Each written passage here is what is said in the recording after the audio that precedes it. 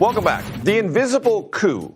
That is the name of author Peter Schweizer's new book and how he describes immigration in the United States. Schweizer alleges so-called American elites, that's his terminology, and foreign powers are using immigration as a weapon to in part change the demographics of our country. Earlier, I spoke with him about the book. Take a listen. Let's start with the title, Peter. Why do you use the word coup, and do you mean that figuratively or literally? I mean it figuratively, but what I mean essentially is that there are political implications, national security implications for mass migration, particularly when you look at the motivations of some of those foreign entities behind it, meaning China, the Mexican government, the Muslim Brotherhood, and others. Their intention is for this mass migration and the activism accompanying it to have serious political repercussions inside the United States. And the word invisible, I read the book, and if I understand the book correctly, it's not so much that you think it's invisible. You quote people who speak in public forums all over the place.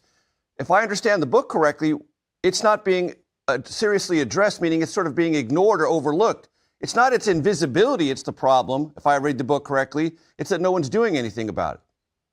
Yeah, no, I mean, that's well said. It's invisible in the sense that the political networks and the strategy behind this is not apparent to people. We've had a national conversation, I think an important one, on immigration, what the level should be as it relates to economics, as it relates to violent crime. What we've not had is a conversation about the weaponization of immigration and what these foreign entities are doing. That's the part that is invisible. Let me ask you about parts of the book that spend a great deal of time talking about the number of Mexican consulates in this country, their affiliation and relationships with progressive groups in America, voting implications. And as you know, Pew Research doesn't just take exit poll data from elections, but then they compare it to actual vote tabulations, and their final assessments are some of the best in the business. 2016, Trump got 28% of the Latino vote. 2020, he got 36%. 2024, he got 48% of the Latino vote. 37 million Mexicans live in this country, are part of the Latino population. That's 60%. So that trajectory tells me, or suggests to me at least, Peter, that among Mexican-born Latinos living in America who vote, they went consistently for Trump, which means this attempt to create a political coup didn't really work. Well, it hasn't worked as they've wanted it to, but it's not for a lack of trying. And my point is, we need to understand Mexico has 53 consulates in the United States. The UK and China have 6 and 7 respectively. Massive number. And as I lay out in the book, and I name the officials, these consular officials who are diplomats are engaged in supporting political activities, trying to affect presidential elections. So they may not have the complete success they hope to, but it's not for a lack of trying. What you're also seeing, by the way, is a generational shift. The studies show really since the 1990s that among new voters, people that have just gotten citizenship, they break 80 to 85% for Democrats, but that changes over time. 20 years later, it gets closer to 50-50. What is key is that 20-year gap where there's a huge advantage. So the political implications are real. It's not perfect, but I think it's inappropriate for the Mexican government and their diplomats to be engaged in this kind of political activity inside the United States. You talk late in the book about Zoran Mamdani, who, when the book was being written, was the primary winner in the New York mayoral primary. He's now the mayor of New York. And you say he's a kind of embodiment of some of this effort to influence American outcomes.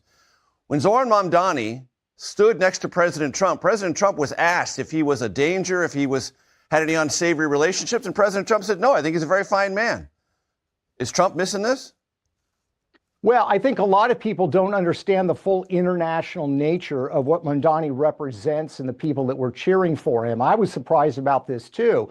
As I point out in the book, Mamdani's campaign was tracked in Iran. It was tracked by organizations in the Middle East. You had a newspaper tied to Hezbollah, the terrorist organization in Lebanon, cheering on the campaign and saying it'll be great if Mamdani wins because not only is mayor of New York, but as a political future. And they speculated that, he could become the Secretary of Homeland Security. Now, why would a terrorist organization want that? I think we all kind of know. I'm not implying or saying that Mamdani is tied to Hezbollah, but clearly these Muslim activist groups like the Muslim Brotherhood, like the Iranian government, like what they see in Mamdani, there are entities in the United States that are, let's say, sympathetic to those causes who gave to Mamdani's campaign. It's something that deserves scrutiny, I think, simply because of the international nature that his campaign symbolizes. Peter, Ronald Reagan used to have a phrase when he was asked about support from sectors of American politics like the John Birch Society. He would say, just because they support me doesn't mean I support them. In the case of Mamdani, would that fly with you? No, I don't think it does. I mean, we'll have to see, right? We'll have to see what positions he's taken. I think certainly some of his appointees have raised controversy. But the bottom line is this is a strategy that they speak about openly, the Muslim Brotherhood and mullahs. I quote them extensively in the book. They believe, because most American voters are so apathetic, if they achieve even 10 or 12% of the population in a given locale, they can swing an election to a candidate that is sympathetic for their cause. Mamdani is an example that they cite. Let's see what he does as mayor to see how happy they are with his election. The book is The Invisible Coup, How American Elites and Foreign Powers Use Immigration as a Weapon by Peter Schweizer. Peter, I appreciate the time. Thank you. Thanks, Major.